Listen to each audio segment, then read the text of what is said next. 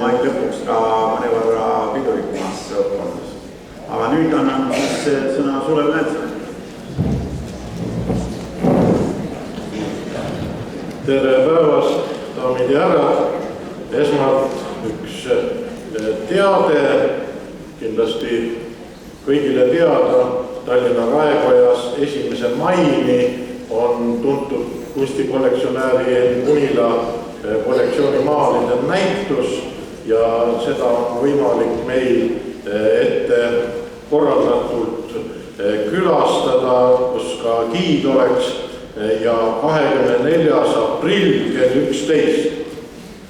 24. aprill kell 11. Nii, ja ma arvan, et seal laua juures võiks kirja panna, siis on teada, kui palju meil huvilisi on. Loodame, et Raekoja seinad on pidanud kahuritulele vastu ja 44. aasta 9. märtsi pommitamisele, et me ka siin saame rahulikult siiski seda näitust vaadata, selles mõttes, et seal pääseb liikuma. Küll aga 3 euri peaks ka taskus olema.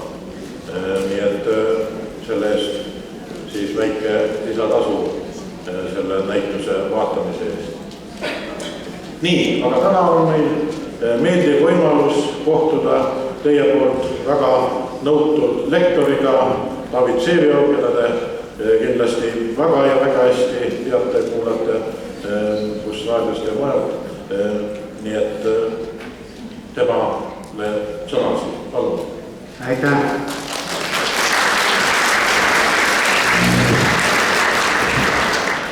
No kui on juba plaksutatud, siis jääb üle kummarduda ja lahkuda, aga see vist ei lähe läbi. Aitäh teile selle sooja vastuvõtme ees.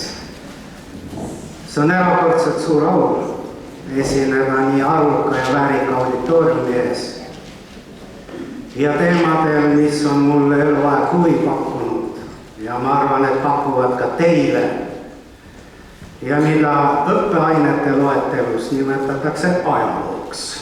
Oleme ju kõik koolis õppinud ja enam-vähem kujutame ette, mida meile õpetati ja mida me tundides, kui mäletame, pidime vastama. Tahaksin lihtsalt teie tähelepanu juhtida mõnele mind huvitavale küsimusele ja siis olen, nagu ikka, natuke teie käsutuses. Ma sain oma kõrgkoolis ülesande, mida mulle pole ammu usaldatud ja nimelt minu üliõpilased on valdavad kunstiajaloolased ja ma loen neile sissejuhatavat üldajaloo kursust. No mis on ju arusaadav, et siis kolleegid kunstiajaloolased, näiteks mina räägin üldisemalt antiigist, mida see endast kujutas, millised olid need olulisemad sündmused, millised persoonid ja neil on siis lihtsam oma kunstiajalooga mulle järgneda. Ja see aasta paluti mind lugeda 20. sajandit, mida varem tegi üks teine kolleeg ja ma ei ole kunagi varem olnud nii suurtes raskustes. Ja teate miks? Sellepärast ja ma arvan, et enamuse auditooriumi jaoks on aeg alates kuskil 20. sajandi keskpaigas, no umbes, mitte ajalugu, vaid olevik. Olevik, kus me oleme ju teiega kõik elanud, tegutsenud, mäletame, meil on oma emotsioonid, meil on oma kogemused, me võime midagi kaasa rääkida, aga nendele üliõpilastele on see täpselt samasugune ajalugu, nagu 19. sajandi algus, 18. sajand ja nii edasi. Ja võt see tunne oli niivõrd kummaline, et sa käsitled midagi ajaloona, mis sinu jaoks ei ole ajalugu. Ja vahetevahel sa võid minna täiesti alt. Ma toon teile ühe niisuguse näite. Sellest on nüüd päris palju aega möödas, aga mind kutsus üks Tallinna erakordselt professionaalne ja sümpaatne õpetaja, see on Tallinna 21. kool, järsku keegi on selle kooli lõpetanud, siis võivad kinnitada, et ma ei mõtle seda lugu välja. Seal on minu teada tänase päevani ametis kunstiajaloo õpetaja Tiina. Järsku nime unustasin, pole oluline. Jah? Aidake palun. Meeri, Tiina Meeri, aitäh. See on väga hea, et kinnitatakse, et see on nii. Ja? Tiina Meeri. Veel kord, täna on mõni loend juba selja taga, pea natukene väsinud. Ja Tiina Meeri korraldab siis mingitele perioodidele või mõnele inimesele või mõnele nähtusele kunstimaailmas niisugesi laste üritusi. Ja võimalusel on kool kaunistatud, lapsed teevad ettekandeid, no nii nagu enam-vähem need asjad käivad. Ja tol korral kutsus ta mind rääkima ajajärgust, mida kutsutakse absolutismiks. See on enam-vähem 100 aastat enne Prantsuse revolutsiooni. Ja ma läksin sinna kooli ja kas ei ole nii? Ma ei tea, kas teile on tuttav see tunne. Võt sa kuskile lähed, sa pead millestki rääkima, aga peas ei ole ühtegi mõtet. No mitte midagi. Miks see tunne on nii ohtlik? Sest hakkab ju hea. On ju niimoodi. Mõtted ei ole, laseks ennast lõdvaks, heidaks kuskile diivanile pikali, aga kooli uks läheneb. Ja teate, mis mind tookord päästis? Selle kooli ukse link. Ma katsusin seda linki ja seda linki olid ju enne mind puudutanud 1000 targad lapsed. Midagi oli sinna nagu koondunud. Ja nii nagu ma seda linki puudutasin, oli mu hirm hetkega põhjud. Ma mõtlesin, mida ma papistan. Ma hakkan ju lastele rääkima ajajärgust, mis oli kunagi minu lemmikraamatu aeg. Ja lähen trepist ülesse, see aula on seal teisel korrusel. Ja kõik tegelased tulevad meelde raamatust, mida olen vist lugenud 5-6 korda. Ema ajas magama, võtsin tasku lambi ja teki all lugesin 3 musketäri. Tuleb tuttav ette, kõik D'Artagnan, kõik tegelased. Ja ma ei tea, kuidas teie, aga kui kogemusi ei ole ja ilmud veel suure saalide ja laste ette, siis hakkad kuidagi veel titte keeles ka rääkima. Nii kalli täpselt täitätä, jah. Nagu me täiskasvanud ju lastega räägime tihti, õigus. Et nüüd lähme 3 musketäri maailma. Ja ise kuidagi juba seal kuskil. Ja järsku vaatan saali. Ja ma ei oska teile kirjeldada seda pilku, millega nad mind vaatasid. Ma ei saanud alguses üldse alust toimub. Siis nad hakkasid taipuma. Tegin veel väikese sissejuhatuse. See ei ole oluline raamat. Seda ei pea lugema.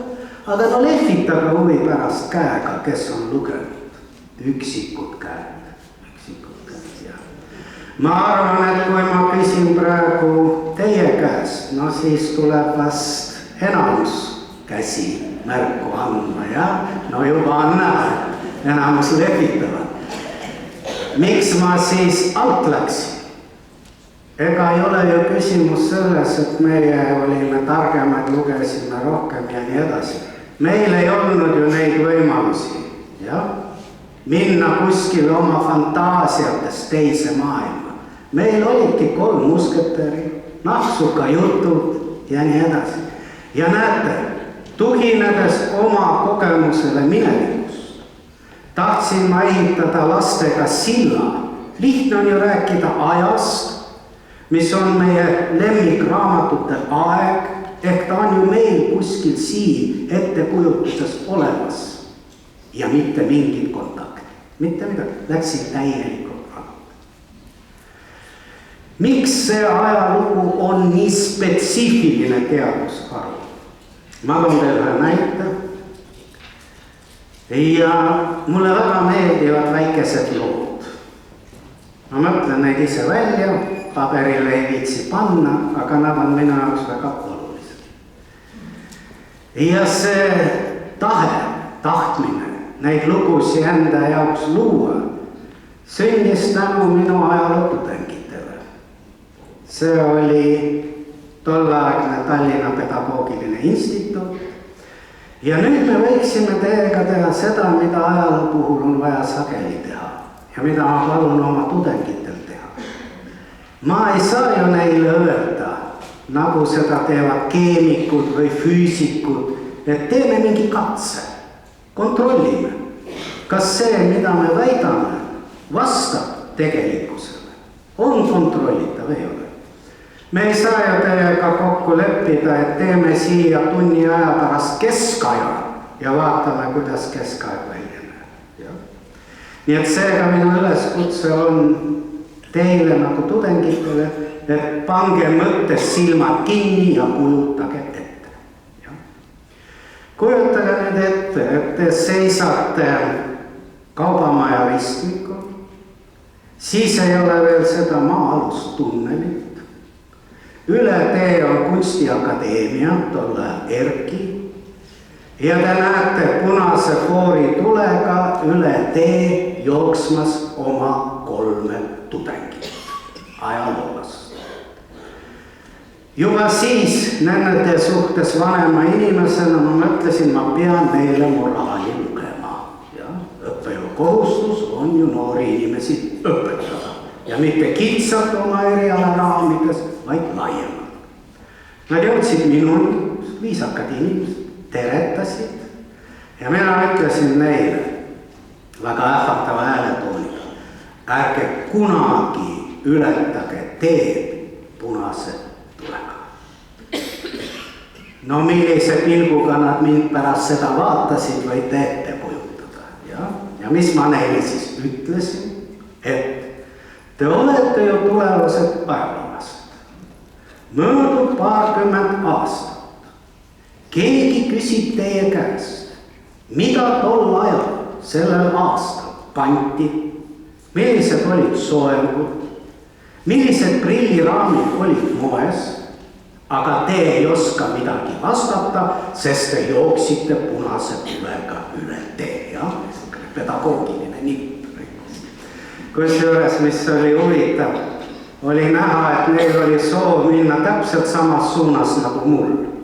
Pärast seda, kui ma olin neile õpetusse lugenud, läksid nad muidugi hoopis teises suunas. Ja siis ma mõtlesin, et kui sa oled teistele inimestele soovitusi jaganud, siis oleks ju ilus ka ise neid järgida.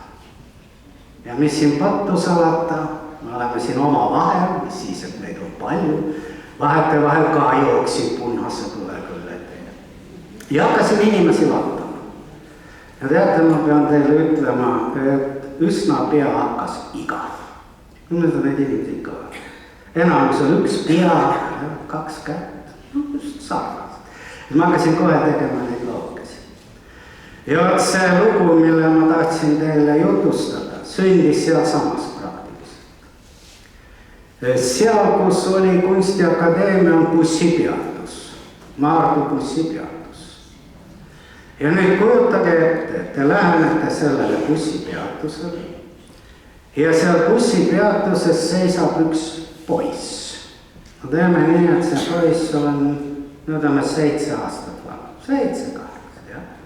Niisuke ülbe poiss.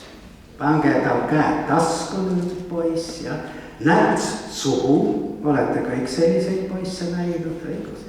Ja kuigi see poiss oli mulle võõrs saadik, vaatas ta minult sellise pilguga. Ja nüüd ma kujutasin ette, aga minu loos on ju vaja see poiss kuidagi sealt tuua maa peale tagasi. Ja ma tegin kohe ühe loo. Lugu oli järgmine. See poiss astub mulle ligi, kujutage nüüd ette, et teile astub see poiss ligi ja teeme niimoodi ja ütleb, ma alla ei kukuks, tädi. Ma oskan aritmeetikat. Aga teie tahate nüüd talle selgeks teha, et ta ei oska mitte midagi. Mida te ta käest küsiksite? No mis on kõige lihtsam küsimus? Kui keegi ütleb, väike poiss ütleb teile, ma oskan aritmeetikat. No palju on 2 + 2, jah, õigus, on lihtne küsimus. No kuna mina olin selle loo autor ja veel kord tahtsin selle loo kirjutada endale sootsa lõpuga, siis see poiss vastas 7. Pärast seda, kui me oleme küsinud mõne poisi või tüdruku käest, palju on 2 + 2 ja tema vastus on 7, võime me teiega kindlalt väita, et sellel lapsel puuduvad elementaarsed teadmised aritmeetikas. On niimoodi, kõik on selge. Aga kujutage nüüd ette, et teie ligi astub poiss ja ütleb, onu või tädi, ma oskan ajalugu. Mida siis ta käest küsib? Vot mis on selles teadusarus, me oleme ju ja räägime ju ajaloo teadusest. Mis on see kontroll küsimus, millega me saaksime teiega määrata, kas sellel poisil on elementaarsed algsed teadmised ajaloos või ei ole. No mõtleme mõne lihtsa küsimuse välja. Kas see on lihtne küsimus, kui me ta käest päriksime, kes oli Konstantin Päts? No on lihtne. No teeme nii, et poiss ütleb, et Eesti president, jah. No me võime isegi teiega nii teha, et meil oleks lõbusam, las nad olla kaksikud, jah. Võtame siis teise poisi puhul kommi taskust välja, anname talle, tubli poiss ajaloost midagi teab. Esimene poiss aritmeetikast ei teab midagi, teine poiss ajaloost ikkagi midagi teab, jah. Aga viime nüüd selle mängu teiega Pariisi bussipeatusesse.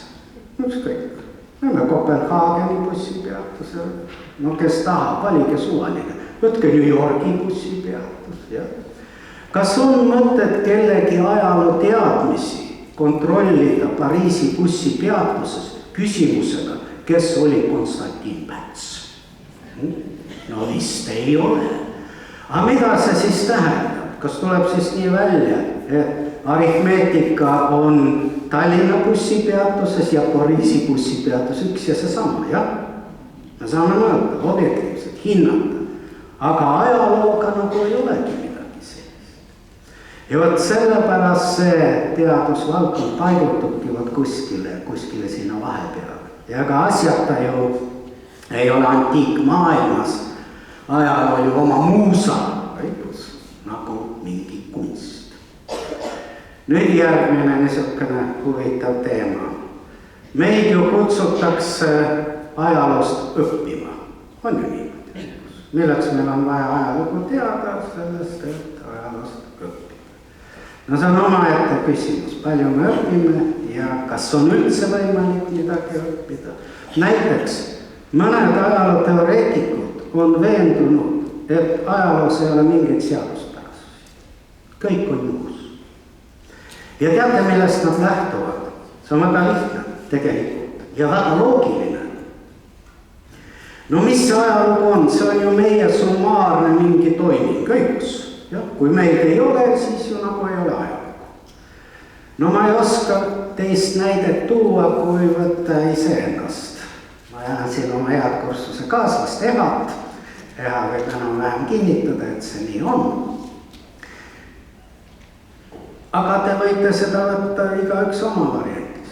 Kui minu puhul oleks 1966. aastal äratuskella vedru hommikul katki läinud, kell poleks helisenud, mina poleks jõudnud Tallinnast Tartu väljuvale rongile, Tšaika, mäletate, oli selline rong, vist 6:32 väljus, jah?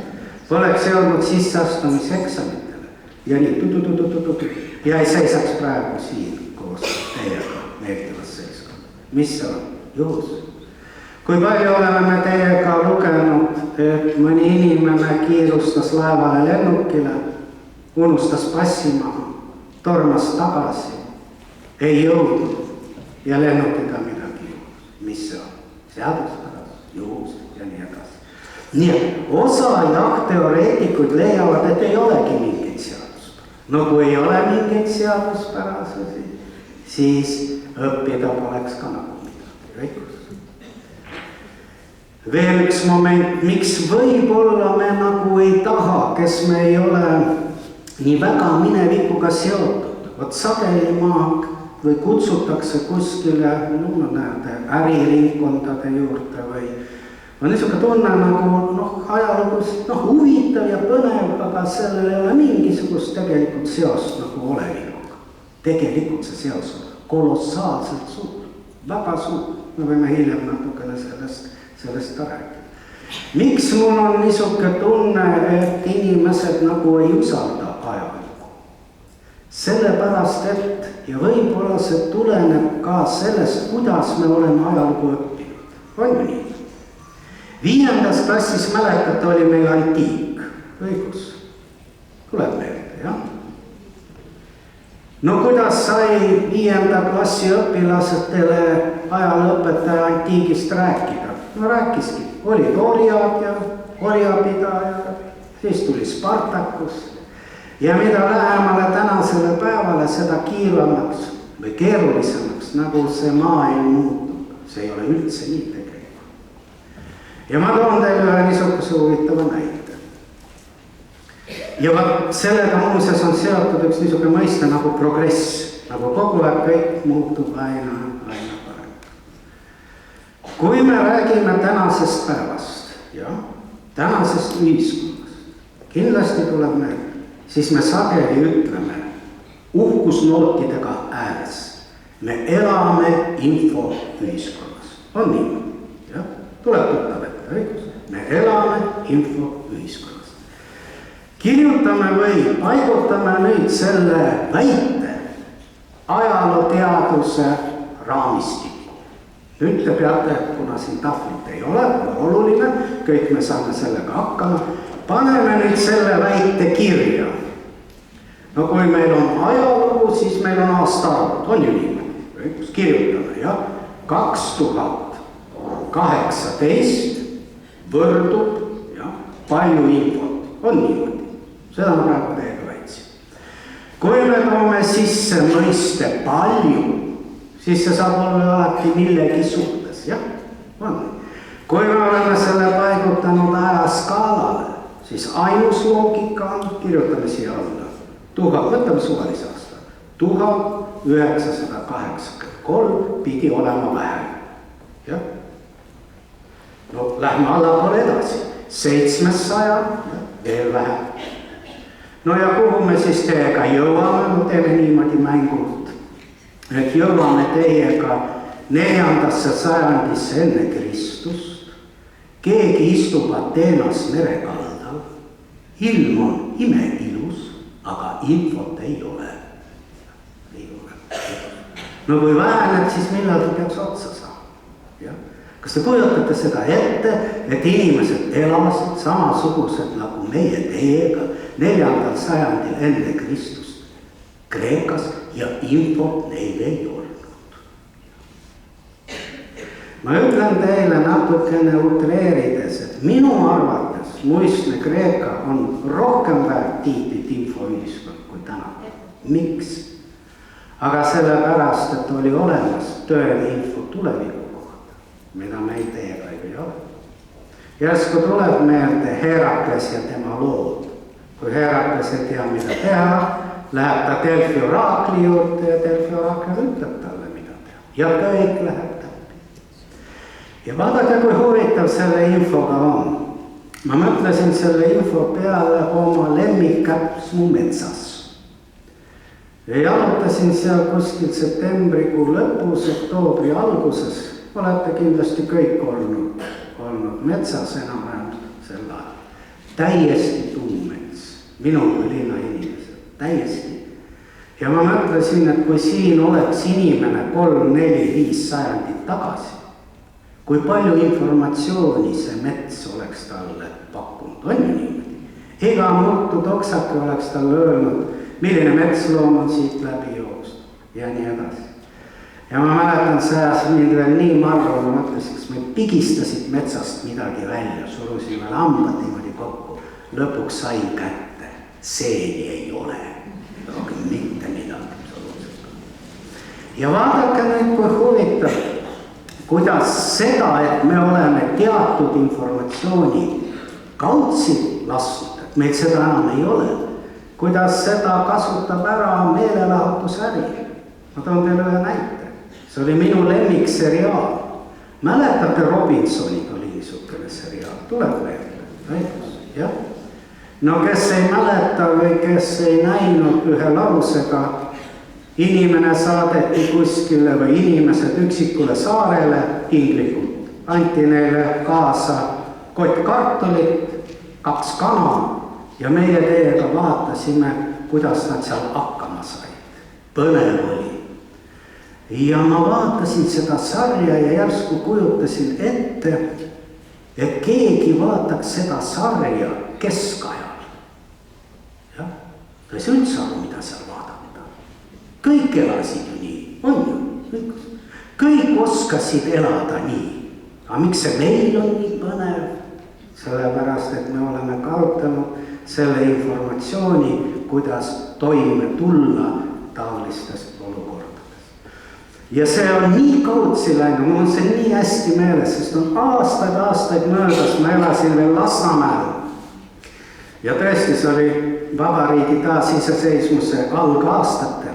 See oli jõulude aeg või kui kõik lülitasid oma pliidid sisse ja lõi meil elektri kuidagi lootusetult välja, mitte kordid, vaid üle terve maja. Ja mul tuli meelde, et mul on spiraal üleval kapis. Ma ehitasin endale lauast ja 2 toolist, mis püramiidi. Ronisin sinna otsa, riskides eluga, sain kätte ja siis taipasin. See oli vaja ka poolvõrgu. See ei ole meelde. Võt nii palju siis sellest infoühiskonnast. Nüüd järgmine võib-olla moment, et vahel ju öeldakse ja olete seda kindlasti kuulnud, et ajalugu peaks iga 25 aasta tagant ringi kirjutama. No ja esmapilgul paistab, et teada neid ajaloolasi, ja uued võimukandjad peate neile kirjutama meelepärased lood. Selles on osa tõtt, aga vajadus pidevalt ringi kirjutada on ajalukku nagu sisse kodeeritud. Ja ma toon teile ühe näite. No vaatame, kuidas ma saaksin seda teha. No võtame niimoodi, teeme niimoodi, te näete seda sulepead, jah? Ma panen selle sulepea praegu siia, laua peale, lõigus. Ja teeme nii, et see laud on aasta 2017, jah? Ja nüüd on möödas aasta. Ma olen tõusnud kõrgemale, jah? Distants, siin. Ja nüüd ma kirjeldan seda, mida ma näen, ma olen aus ajaloo. Milline oli siis aasta 2017? Ja ma näen, kõige olulisem asi aasta 2017 oli see sulepea. Õigus? Nüüd möödub 25 aastat ja see prožektor oleks tõstetud nagu siia.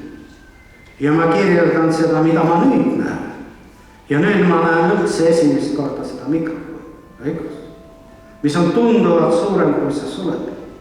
Ja ma võin öelda, et ei, see oli hoopis 2017, kõige olulisem asi oli see mikrofon. Ja möödub võib-olla 100 aastat ja ma näen esimest korda lauda, mida ma varem ei näinud. Ja ma toon teile kas võtame mingi konkreetse näite, mida meie teiega väga hästi mäletame. Võtke, tuleb kindlasti meelde 1968 Tšehhi sündmused. Praha kevad kõik need sündmused. Ja neid kujutage ette, et mõni ajaloolane kirjeldab neid aastal 1983. Ta ei saanud ju kirjutada, et need sündmused, Praha kevad, andsid olulise tõuke kogu sotsialistliku laagri kokkuvarisemiseks. Kus ta seda pidi teha? Nüüd, mis on ajaloo kirjutamise kõige suurem needus, kui nii võib öelda, on see, et kuidas ka me ei tahaks analüüsida ja kirjeldada mingeid sündmusi, me teame alati, millega nad lõppesid või mis neile järgnes. Ma toon teile ühe väga lihtsa näite. Vaadake meie arutelud, teemad, teile kõigile nii tuttavad. Kas Päts ja Laidoner toimisid 39. aastal õieti? Õigus? Aga milline on see vahe, millest meiegi ei pääse? Me ei pääse sellest teadmisest, mis järgnes. On ju nii? Mida neil ju ei olnud. Mida neil ei olnud. Ja võt see on see needus, mis on alati seotud mineviku mingite taoliste sündmuste kirjeldamisega, mis on nagu paratamatu. Nüüd vahel me imestame, kuidas siis on nii. No võtame näiteks mitte väga kauge mineviku, võtame näiteks, kuidas on taas iseseisvumist kirjeldanud 2 väljapaistvat autorit, võtame Edgar Savisaare ja võtame Mart Laari ja paistab, et nad on täiesti erinevad ajad. On ju nii? Nagu 2 erinevat riiki. Ja see on jälle niisugune huvitav teema. Et kui me praegu teiega võtaksime paberilehed ja kirjeldaksime seda, mida me näeme, siis me saaksime enam-vähem ühesuguse pildi. Aga kui me kirjutaksime, igaüks kirjeldaksime teekonda, kuidas me siia tulime, seda ajaloolist teekonda, siis see pilt on ju kõigil erinev. Ja kõigil on õigus, nii see oli. Ja võt sellepärast ongi vahel see ajaloo kirjeldamine mingis mõttes ja paratamatult subjektiivne. Nüüd, mida ma tahaksin teile soovitada? No ma tavaliselt, kui on tegemist inimestega, kes on tööl valdavalt, no võib-olla osad meist enam ei ole seotud mingisuguste konkreetsete ülesannetega, aga vaatamata sellele, nendel inimestel, kes on, eile ma olin näiteks Riigikontrollis, Riigikontrolli töötajad kutsusid rääkima Venemaast, kuidas mõista Venemaa. Ja mina soovitasin neil, kui ma olin juba lõpetamas, et jätke oma amet, kirjutage lahkumisavaldus ja hakake tegelema ajalooga. No nad vaatasid mind enam-vähem sama pilguga nagu need lapsed seal koolis, kelle käest ma küsisin, kas nad 3 musketäri on lugenud. Ja siis ma põhjendasin, miks ma soovitan ka teil kindlasti ajalooga tegeleda. Sellepärast, et mitte ühegi elukutsega tegelemine ei paku nii palju naudingut, kui tegelemine ajalooga. Teeme nii, et te võtate mind kuulda. Lähete täna koju, teatate oma lähedastele, aitab, ma ei keeda, lapsi ma ei hoia, seda ma ei tee, ma hakkan ainult kirjutama nüüd ajalooga. Ja no enam-vähem vaadates meie auditooriumi, ma arvan, et kunagi üheks meie lemmiks ansambliks oli ABBA. Ja laul Waterloo. Ja no kunagi pole aega olnud, aga ikka on piinanud küsimus, et miks Bonaparte sai Waterloo lahingus lüüa. Ja teeme nii, et nüüd kirjutame, juba kirjutame. Kirjutage nüüd mõttes minuga ühe laulus, mõtleme selle aega. Analüüsime, õigus, ajaloolane analüüsi, miks Bonaparte lüüa sai. Ja kirjutame. Bonaparte oleks pidanud Waterloo all paigutama, võtame välja, 3. Ratsala rügemendi 2. suurtükiväe patarei taha. Punkt. Esmapilgul nagu ei ole midagi, õigus? Nagu ei ole. Aga mõelge rahulikult, kes ei teadnud, kuhu paigutada? Bonaparte, kes teab? Mina. Vot see on see ajaloo tekstide kirjutamise nauding, on ju niimoodi, No tavalises elus on hea juhul võimalik olla targem kui naaber või keegi lähedane, aga siin see valik on ju lõputu, lõputu. Päts oleks pidanud tegema seda, kes ei tea Pätseid ja kes teab mina. Tohutu nauding. Nii et sellega siis võiks arvestada. Ma ei tea, kuidas te soovite, meil on aega ja võib-olla, et olla teile natuke kasulikum. Võib-olla teeme niimoodi, et küsige midagi. Kui ma oskan, siis hea meelega. Ja sissejuhatuseks ma soovitan teil kindlasti minu käest midagi küsida. Ja teate miks? Ma toon teile sellepärast, et kohe ma ütlen miks. Kunagi ammu seal Käsmus, selles minu lembik Käsmus, oli üks mees, nüüd ta on juba ammu meie seast lahkunud ja see mees oli väga suur ajaloohuviline. Ja kui mina teda kaugelt juba nägin, siis ainult minu soov oli põgeneda. Aga Käsmus põgeneda eriti pole kuskile, õigus. Olete ju Käsmus kõik käinud. No ühel pool on külm meri ja teisel pool puukiirikas mets. Ja kord ta mind tabas poes, pood veel töötas, koputas siis selja tagant õla peale. Ta oli veel lisaks ka suur õllesõber ja küsib minu käest, et kuule Taavi, millal see Portugali kuningas elas? No mul ei ole aimu üheski Portugali kuningas, mitte üheski. Ma olin siis tunduvalt noorem, mul oli nii piinlik. Ja kui ta siis 15 minutit, no kuidas sa siis nii ise ajaloolane ja kuidas sa midagi ei tea? Ja siis ma sain aru, et sellega, et ma ei tea midagi, suudan ma inimestele pakkuda tunduvalt rohkem rõõmu, kui ma talle oleks öelnud, no 1327, kui ma 342. Nii et küsige midagi. Lähete koju, saate öelda, käisite siin Tehnikaülikoolis, oli siin üks, küsisin ta käest ja ei tea mitte midagi.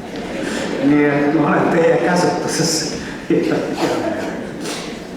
Saad see ette lugeda, ma nende priividega ei näe hästi.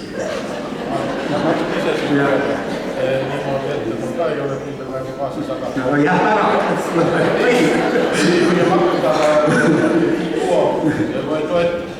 Kui kaua te kavatsete jätkata Venemaa ajaloo nõukogude perioodi käsitlemist Vikerraadios? Aitäh selle küsimuse eest. Tähendab, ega ta kogu aeg pole nõukogude periood, kuid tähelepanelikult olete seda jälginud, mida ei pea ju tegema, siis praegu mul on endal hakanud väga huvi pakkuma ja minu arvates üldse üks murranguline aeg on 19. sajandi lõpp 20. algus. Teate miks? Sellepärast, et minu meelest sel ajal täitusid inimeste mütoloogilised unistused. Sageli on niisuke tunne, et see viimane sajandi vahetus on väga oluline. Võrreldes 19. lõpu 20. algusega pole see mitte midagi. Mitte midagi. Mitte midagi. Ja ma toon teile näite, millised on need mütoloogilised unistused. See on lennata. On ju niimoodi. See võimalus lennata, jätame õhupalli kõrvale, aga lennuk 1903. Ei ole vahet, lenname kaugemale, kõrgemale, lennata. Võtke nüüd nii oluline asi, esmapilgul, foto. Aga mida foto tähendab? See on ju võimalus peatada aeg. Ja?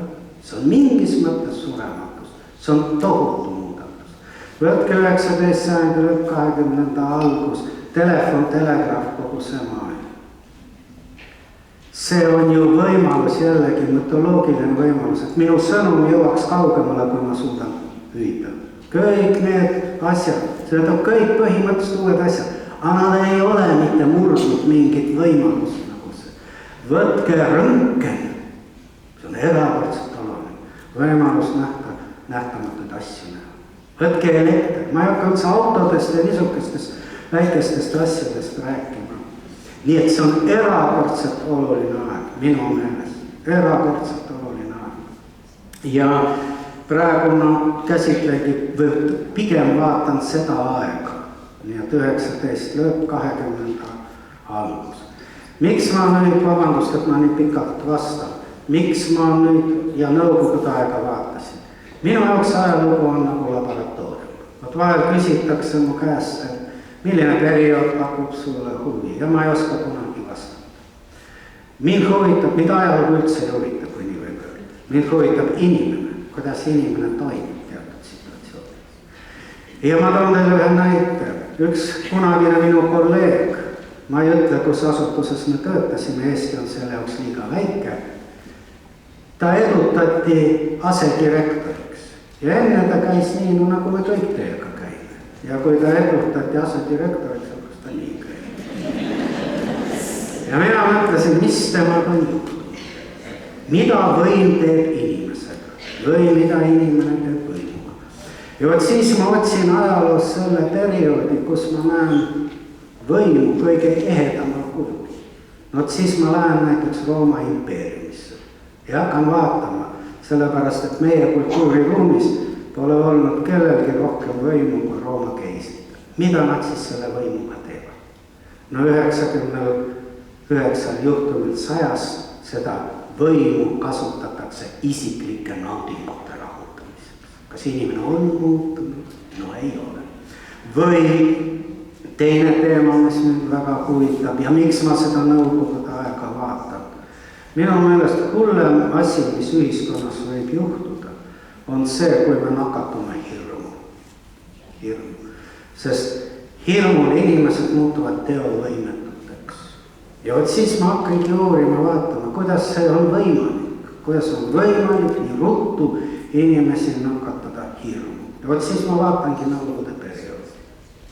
Nõukogude perioodi, no kus te teate, jätame praegu kõik selle kõrvale, aga no kui vabana tundsid ennast kirjanikud, loojad aastatel seal 18, 19 ja kuidas hakkab see kõik muutuma, kuidas inimesed nakatuvad. Ja ma võin teile tuua ühe näite, millal näiteks see hirm hakkas mind huvitama. Sellest on nüüd vist ka 7-8 aastat vähemalt möödas.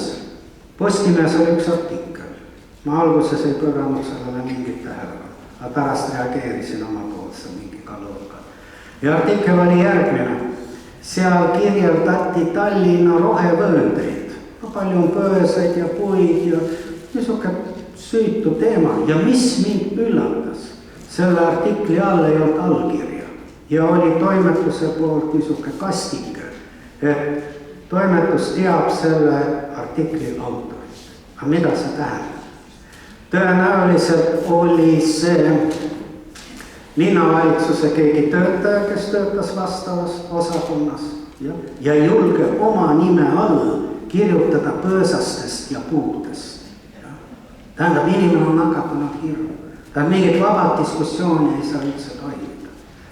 Ja siis hakkadki vaatama ajaloos, kus need perioodid ja nii edasi. Võt sellepärast, kuna see nõukogude aeg on toonud esile nii palju negatiivset. Sellepärast ma seda aega ka olen käsitlenud suhteliselt pikalt või põhjalikult. No võt see oleks pikk vastus sellele küsimusele. Ja, nii, siin on nüüd üks suhteliselt pikk küsimus, aga ma püüan ta natuke liigendada ja esmalt üks lause küsimus. Äkki polegi sellist esitatud meie heale lektorile. Kas Eesti ajalugu on täppisteadus? No on ja ei ole. Kui me piirdume lausega, et 1940. aastal midagi toimus, siis on täppisteadus. Nii nagu me hakkame lahti seletama, mida toimus, siis see täppisteaduse aste vist kogu aeg aina väheneb ja nii edasi. Me oleme inimesed. Me reageerime sündmustele väga erinevalt, täiesti arusaadavalt, täiesti. Siin ei ole midagi imestada, kui mõni inimene, kes lähtub ainult oma kogemustest, võib öelda, et 30 aastat tagasi ta elas parem. Ja see on aktsepteeritud, ta võiski elada parem. Ja võib-olla on meie seas inimesi, kes elasid parem. Aga kui me hindame aega, kui me hindame ajastut, kui me hindame võimalusi, kui me hindame veel väga paljusid erinevaid parameetreid, siis me jõuame hoopis teisele järeldusele. Ja küsimuse esitaja nii kommentaarid siia juurde ka, mida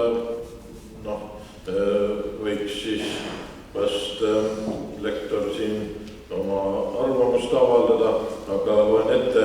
Kuivõrd usutavad on Eesti ajalooõpikud, kui sama möödunud perioodi Eesti elust kirjeldavad erinevad autorid erinevates ajalooõpikutes erinevalt.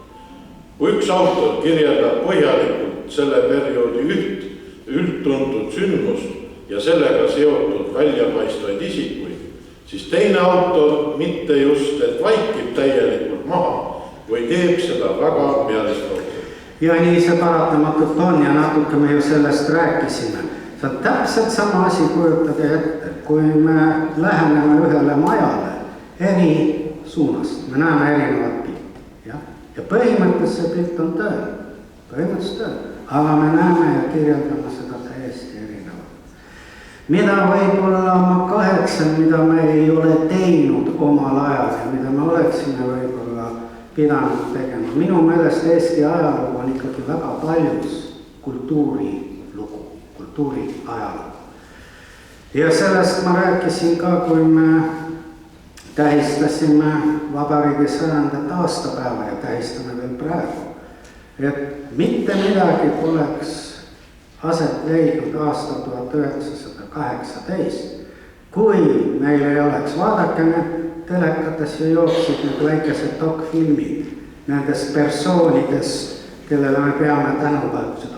Vaadake nende elukutsed, advokaadid, ajakirjanikud, õpetajad, jah. Kui meil ei oleks olnud kogu seda ärkamist, kogu seda kultuurilugu paarkümmend ja rohkem 100 aastakümmet varem, siis poleks ju mitte midagi juhtunud. See on nii oluline. Nii see on, jah, aga ja teine moment, mis on väga minu meelest tähtis ja millest mul on kahju, et kuidagi minevikku kirjeldades oleme me jätnud selle inimlikkuse kõrvale. No näiteks, kui me kirjeldame suuri sõdu, konflikte, võtame teise maailmasõja. Te saate ju aru, mida ma mõtlen. Jah, meil on kangelased relv käes ja ongi ja kummardus need. Aga kas me teame ühtegi nime, kes oleks näiteks nendel aegadel päästnud kellegi elu andes talle tükk leiba? Ja nii edasi. Niisugesi näited ei ole. Vaat sellest ma oleksin nagu, me räägime abstraktselt, kui seda oleks tahtnud võib-olla rohkem. Kuna nagu küsija esitas selle küsimuse, mis nurga ju alt läheneda? Vaat mina oleks näiteks seda nurga tugevdanud. Et noored inimesed õppides ajalugu näeksid ka mingeid teisi võimalusi, midagi head näiteks teha. Ja sama küsimuse lõpuosa, kas Eestis võiks kompetentne komisjon enne Eesti ajalooõpikute väljaandmist koolidele need üle vaadata ja kui vaja korrigeerida? No võiks, aga üldiselt ma ei usu komisjonidesse ja veel kord, see distsipliin, see aine on juba selline. Jah, ilmselt füüsika, matemaatika, nende valdkondade puhul. Muidugi, tuleb ju lähtuda mingitest tõdedest ja arusaamadest, aga selleks on vaja komisjone. Ja kes siis on ja kellele usaldada seda pädevust? No miks te arvate, et mina olen vähem subjektiivne kui mõni teine ja vastu? Täpselt sama. Aga veel, kõige olulisem on, mida me siis tahame ja kui me kirjutame õpikud, siis mida me tahame siis noortele inimestele, mida me tahame esile tuua, mida me tahame rõhutada, mida me peame oluliseks ja tähtsaks. No see on sama, võtke, olete näinud seda filmi Schindleri nimekiri, vaadake seda filmi. Ta toob välja, kui me jätame kõik kõrvale, siis ta on ju fašist, tal on ju partei märk riinas. Aga filmi variandis isegi selles keerulises olukorras tuuakse ta esile kui üks inimene, kes on humanistlike arusaamadega lähenemisega. See on minu meelest oluline, mida me võiksime silmas pidada. Näited on niisugused, siia, aga põhimõte. Nii et niisuguse komisjone või moodustada, jah, kui nad on selleks loodud, et me just nimelt formuleeriks need eesmärgid, siis niisugune mõttevahetus võiks olla, jah, põhimõtteliselt. Et mida me tahame sellega näidata. Nii, ja üks lausa tänasesse päeva kui mõelda, missugune ärev olukord eile ja kujunes seal Araabia piirkonnas. Praegu on väga pingeline olukord Ameerika Ühendriikide ja Venemaa vahel, presidendid Trump ja Putin, toimus ÜRO Julgeolekunõukogu istung. Räägitakse juba 3. maailmasõjast. Kuidas teie suhtute sellesse? No ma arvan, et sel tasemel tuleks säilitada rahu. Ja miks ma mõtlen, et tuleks säilitada rahu ja mida ma pean tunduvalt ohtlikumaks, kui seda teadlikku Twitteris ja Facebookis möllamist, ärge pöörake sellele erilist tähelepanu. Minu meelest tunduvalt ohtlikum on, teate mis? Maailmas on alati hullust olnud. Alati. Aga millised on olnud hulluse võimalused? Võtta nui ja minna kellelegi kallale. Jah, on traagiline ja nii edasi. Tänapäeva hullusel on võimalus vajutada nupule. Ja no kui mustades või ma ei tea mis värvides me Putinit ja Trumpiga ei kujutaks ette, ma ei arva, et tegemist on hulludega. Seda mitte. Nii et ma ei usu. Pigem on just nimelt koht selles niisukeses kontrollimatus hulluses. Keegi saab millestki vale. Kui palju on ju olnud neid juhuseid, olete ju kindlasti nõukogude ajal sellest ei räägitud, aga kus maailm üle noatera on katastroofidest pääsenud, kui mingi linnuparv või midagi ja keegi on arvanud, et tulevad. Pigem need momendid on võib-olla rohkem muret tekitav. Aga see on õigus. Vahetevahel me reageerime nii närviliselt, kui Venemaa välisministeeriumi 7. osakonna 3. büroo 8. asetäitja kirjutab midagi Eesti kohta. Ärge pöörake nendele asjadele mingit tähelepanu. Pigem just vaadake, mis Lähis-Idas toimub. Et need on need määravad kohad. Täpselt samuti tuletage meelde, millal siis see suur lõplik Vene Nõukogude sõjaväekontingent meile sisse tuli. See oli ju täpselt see kuupäev, kui langes Pariis, kui maailma tähelepanu oli pööratud loomulikult mitte siia väikesesse Tallinnasse, vaid Pariisi. Need on väga ohtlikud momendid meie jaoks. Nii, mul on üks seda laadi küsimus, mõte, millele saab vist ainult spekulatsioonina vastata. Olen kuulnud niisuguseid hinnanguid, et kui Vatikani arhiivid avaneksid, siis maailma ajalugu tuleks ümber. Raske öelda, sõltub ju kirjutajatest, nagu me teiega kokku leppisime. Kas siis midagi järgneb? No pole kahtlust, et need arhiivid, ja ma ei ole selle valdkonna asjatundja, aga selleks ei pea minema Vatikani. Kui me liigume ajas lähemale meile, siis neid arhiive, kus võib leida väga palju väga põnevaid ja väga huvitavaid materjale on no mitte kümneid, vaid tõenäoliselt sadu. Ja need on ju, üks asi on, et paljud pole lihtsalt ligipääsetavad, aga paljudest ei käi ka meie jõud üle. Minu jaoks on pigem isegi huvitavam teema, et kuidas tulevikus hakatakse seda aega tagantjärele kuidagi uurima või vaatama, sest me ju suhtleme, vaadake, kui huvitav allikmaterjal on, kui palju on välja antud kirjavahetust põnevat kultuuritegelaste vahel ja nii. Tänapäeval me ju kõik krõps, kirju ju praktiliselt keegi ei vahetanud. Et milline pilt sellest ajast kuidagi säilib tuleviku jaoks, et see on võib-olla huvitav. Nii, jah. Eesti rahvas minu hinnangul on selline ajaloousku rahvas lausa vaimustusega loetakse ja arutatakse omavahel. Ja täna kuulsime erakordselt huvitava ettekande, kuidas seda ajalugu mõista, kuidas interpreteerida. Ma arvan, et juttu jagub koduteel ja õhtul teelauas. Täna siin osalejatele suur tänu heale kolleegile. Aitäh.